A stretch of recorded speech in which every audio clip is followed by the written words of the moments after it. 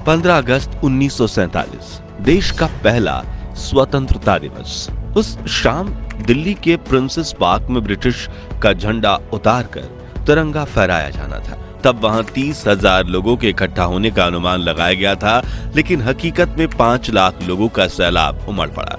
खुद जवाहरलाल नेहरू और Lord Mountbatten को समझ नहीं आ रहा था कि मंच तक जाए कैसे। पंडित नेहरू को लोगों के कंधों पर चढ़कर मंच तक पहुंचाने की जद्दोजहद करनी पड़ी और लॉर्ड माउंटबेटन तो अपनी बग्गी के बाहर से ही नहीं निकल पाए। लॉर्ड माउंटबेटन की बेटी पामेला कहती हैं कि जब मैं वहां पहुंची तो पंडित नेहरू ने मुझे चिल्लाते हुए कहा कि तुम लोगों के सिर और कंधों पर पैर रखते हुए मंच पर आ जाओ। वो बिल्कुल बुरा नहीं मानेंगे। तो मैंने कहा, मैंने ऊंची एड़ी वाली सैंडल पहनी है जो लोगों को चुभ सकती है। तब नेहरू फिर बोले, तो सैंडल को हाथ में लो और आगे बढ़ो। ये कहते हुए नेहरू भी लोगों के ऊपर से होते हुए मंच पर पहुंचे और फिर उन्हें देखते हुए मैंने भी अपनी सैंडल उतारकर हाथों में लिया और इंसानों के सरों पर कालीन की तरह पैर रखते हुए पहुंची, जहां मैं सरदार पटेल की बेटी मणिबेन पटेल के साथ जाकर खड़ी हो गई।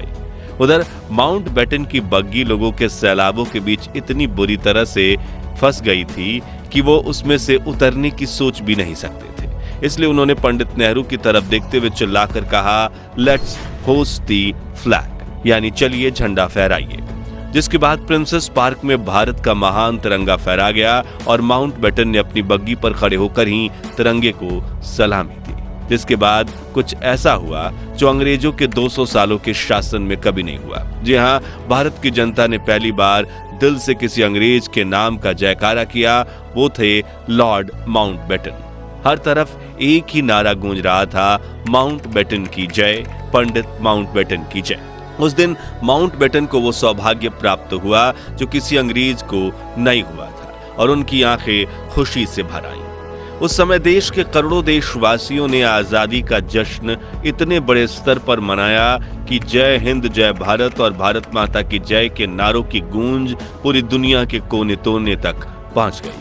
और आज की इस खास वीडियो में आपको देश के पहले स्वतंत्र दिवस की सैर पर ले जाने वाले हैं, जिसमें हम कुछ दिलचस्प किस्सों के साथ दुर्लभ वीडियोस भी देखेंगे। बाकायदा हम ब्रिटेन का झंडा उतारकर भारत का तिरंगा लगाने का दुर्लभ वीडियो भी देखेंगे। इन सब की मदद से आप उन खुशनुमा पलों को खुद महसूस कर पाएंगे। आपका सीना गर्व से चौड़ा हो जाएगा और तो और खुशी के आंसुओं से भर जाएंगी आपकी आंखें। तो पूरा वीडियो जरूर देखिएगा। दोस्तों, द्वितीय विश्व युद्ध में भले ही प्राइम मिनिस्टर विंस्टन चर्चिल ने ब्रिटेन को जीत दिलवाई थी, लेकिन इस जंग में ब्रिटिशर्स की कमर टूट गई थी। दूसरी तरफ भारत में आजादी के आंदोलन की रफ्तार काफी तेज हो चुकी थी।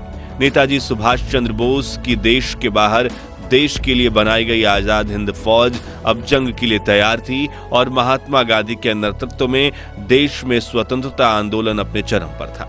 जो देख ब्रिटिशर्स ये समझ चुके थे कि अब अगर हम भारत को आजादी नहीं देंगे तो वो हमें बेइज्जत करके देश से बाहर खदेड़ फेंकेंगे। ऐसे में नए प्राइम मिनिस्टर रिचर्ड एटली ने 20 फरवरी 1947 को ब्रिटेन की हाउस ऑफ कॉमन्स में घोषणा करते हुए कहा कि हम 30 जून 1948 तक भारत को पूरी तरह से आजाद कर देंगे। लेकिन समय बीतने के साथ कुछ ऐसा हुआ कि भारत को आजाद करने की तारीख नजदीक आ गई। दरअसल भारत को आजाद करने की जिम्मेदारी देश के आखिरी वायसराय लुईस माउंटबेटन को दी गई थी, जो शुरुआत में इस काम में साल भर का समय लेने वाले थे, लेकिन देश की स्थिति अब नियंत्रण से बाहर होने लगी थी।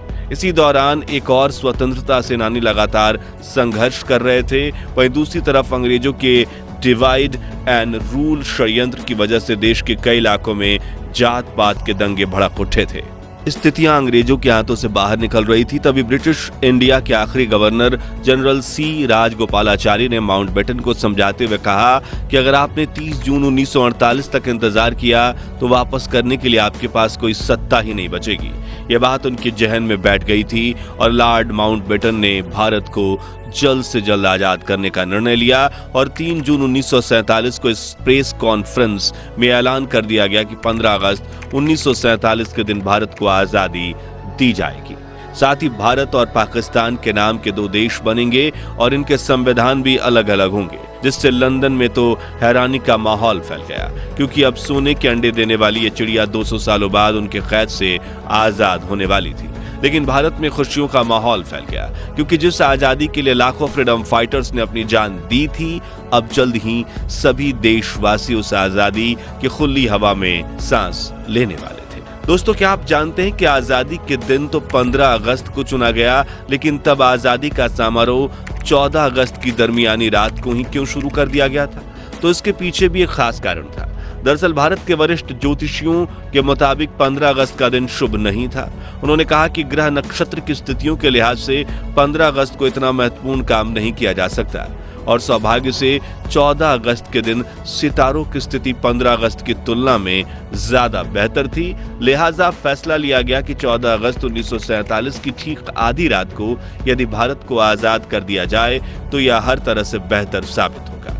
वायसराय लॉर्ड माउंटबेटन ने यह प्रस्ताव स्वीकार किया और 14 अगस्त की रात 11 बजे संसद भवन के सेंट्रल हॉल में स्वतंत्रता दिवस समारोह आयोजित किया गया, जिसकी शुरुआत सुचेता कृपलानी ने की, जो 60 के दशक में उत्तर प्रदेश की पहली महिला मुख्यमंत्री बनी। पहले अल्लामा इकबाल का गीत सारे जहां से अच्छा और फिर बंकिम चटर्जी का वंदे मातरम गाया, जो बाद में भारत का राष्ट्रगीत बना।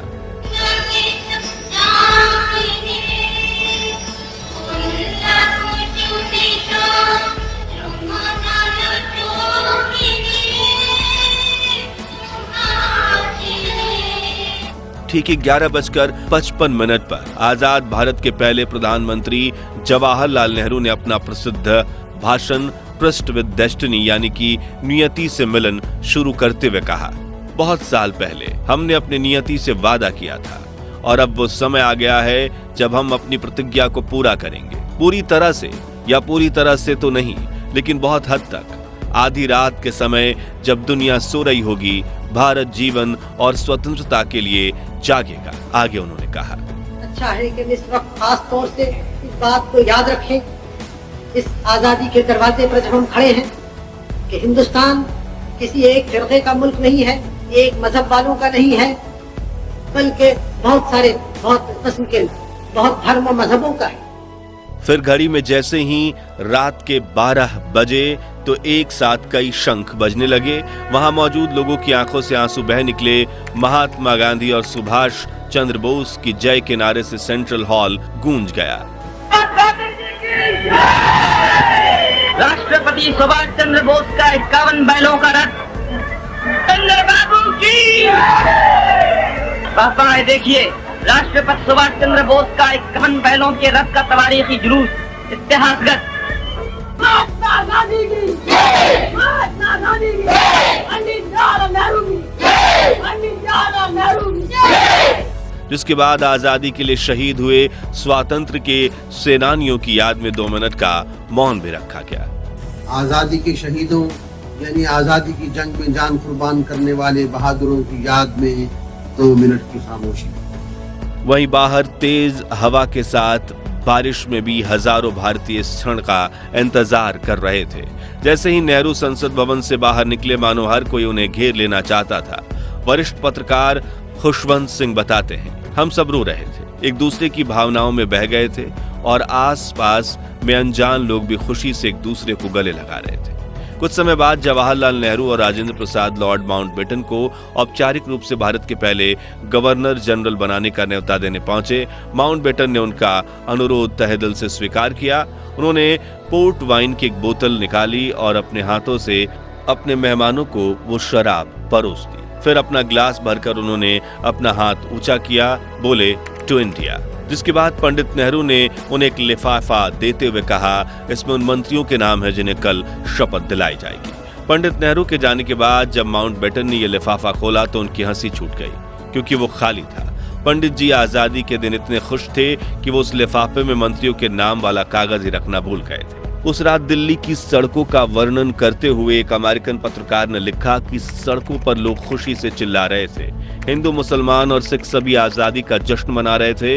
ऐसा लग रहा था कि नए साल की पहली शाम का न्यूयॉर्क के टाइम स्क्वायर का नजारा हो। मित्रों, आजादी का ये समारोह सिर्फ दिल्ली तक सीमित नहीं था, बल्कि देश के हर कोने में स्वतंत्रता दिवस का जश्न मनाया जा रहा था। जैसे सपनों के शहर मुंबई में शहर के मेयर ने ताज जैसे खूबसूरत होटल में रात्रि भोज का आयोजन किया। हिंदुओं के धार्मिक शहर बनारस में एक मुसलमान द्वारा राष्ट्रीय झंडा फहराया गया, तो वहीं उत्तर पूर्व के पहाड़ी शहर शिलोंग में गवर्नर ने एक समारोह की अध्यक्षता में 4 जवानों द्वारा राष्ट्रीय झंडा फहराया गया। इन नौजवानों में हिंदू, मुसलमान और लड़के लड़कियां 2 जोड़ों में थे। यहाँ दिल्ली में आजादी का जश्न मनाकर कुछ लोग अपने घर चले गए, तो कुछ वहीं संसद भवन के पास हरे लॉन में और फुटपाथ पर सो गए। 15 अगस्त की सुबह 8:30 बजे लॉर्ड माउंटबेटन ने जवाहरलाल नेहरू को स्वतंत्र भारत के प्रथम प्रधानमंत्री के रूप में शपथ दिलाई। आइए इस ऐतिहासिक क्षण की दुर्लभ वीडियो देखते हैं। और हमारे सब प्रधानों के सामने फेडरल कोर्ट के चीफ जस्टिस न्यायमूर्ति श्री हरिलाल कन्या के हाथों देश सेवा की शपथ लेते हैं। इसी तरह गवर्नर जनरल के हाथों अपनी नई हुकूमत के मुख्य प्रधान पंडित नेहरू और दूसरे प्रधान देश सेवा की शपथ ले रहे हैं। बाहर खड़े हुए लोगों का जोश खरोश बढ़ रहा है, इस इंतजार में बेताब हैं कि कब नेताओं के दर्शन हों। आप हैं स्वतंत्र भारत के पहले प्रधान। अगले दिन दिल्ली के सड़कों पर लाखों लोगों का सैलाब उमड़ पड़ा। सड़कें लोगों से इतनी खचाखच भरी हुई थी कि गाड़ी छोड़िए साइकिल पर भी सफर करना मुमकिन नहीं था। शाम 5 बजे इंडिया गेट के पास प्रिंसेस पार्क में माउंटबेटन को भारत का तिरंगा झंडा फहराना था और ये अनुमान लगाया गया था करीब 30,000 लोग आएंगे, लेकिन लोगों की भीड़ बढ़ती गई और पूरे इलाके में 5 लाख लोग इकट्ठा हो गए। इतनी भीड़ भारत के इतिहास में कुंभ स्नान के सिवाय किसी भी अवसर पर एकत्रित नहीं हुई थी।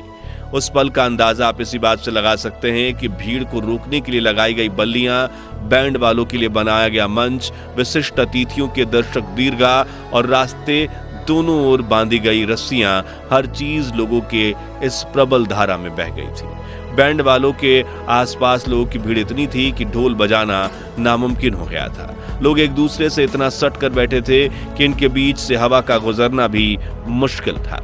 इंग्लिश राइटर डोमिनिक लैपियर और लैरी कॉलिंस ने अपनी किताब फ्रीडम एट मिडनाइट में लिखा था कि उस भीड़ में हजारों ऐसी औरतें भी थीं जो अपने दूध पीते बच्चों को सीने से लगाए हुई थी, इस डर से कि कहीं उनके बच्चे बढ़ती हुई भीड़ में पिचक न जाए। जब उन्हें भीड़ का धक्का लगता था, वो अपने बच्चों को उन्हें रबड़ की गेंद की तरह हवा में उछाल देती और जब वो नीचे गिरता तो उन्हें पकड़कर फिर से उछाल देती। एक क्षण में हवा में इस तरह कई बच्चे उछाल दिए गए।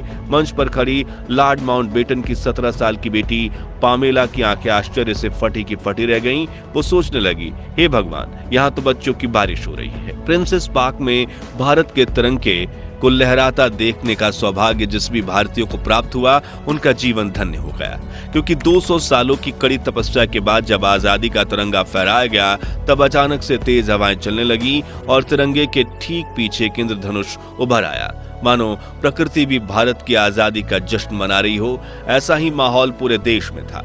हर जगह जुलूस निकल रहे थे, लोग खुशी से एक दूसरे को गले लगा रहे थे और आजादी के जश्न को मना रहे थे। हालांकि देश के कुछ हिस्सों में लोग बंटवारे का दर्द भी सह रहे थे। उनके लिए 14 अगस्त की रात खुशनुमा नहीं बल्कि दुख, दर्द और पीड़ा भरी काली रात थी, जिस विषय में आप हमारी डिटेल्ड वीडियो डिस्क्रिप्शन में दी हुई लिंक से देख सकते हैं। और यही कारण है कि 15 अगस्त के दिन यहाँ राष्ट्रपिता महात्मा गांधी, जिनकी भारत की आजादी में अहम भूमिका थी, वो नहीं दिखाई दे रहे हैं, क्योंकि उस वक्त वो ना तो संसद में दिखे थे, ना राष्ट्रपति भवन में, ना इंडिया गेट पर और ना ही लाल किले पर। 14 अगस्त की रात प्रधानमंत्री जवाहरलाल नेहरू ने जो भाषण दिया था, वो भाषण गांधी जी ने नहीं सुना था, बल्कि उस रात वो 9 बजे ही सोने चले गए थे।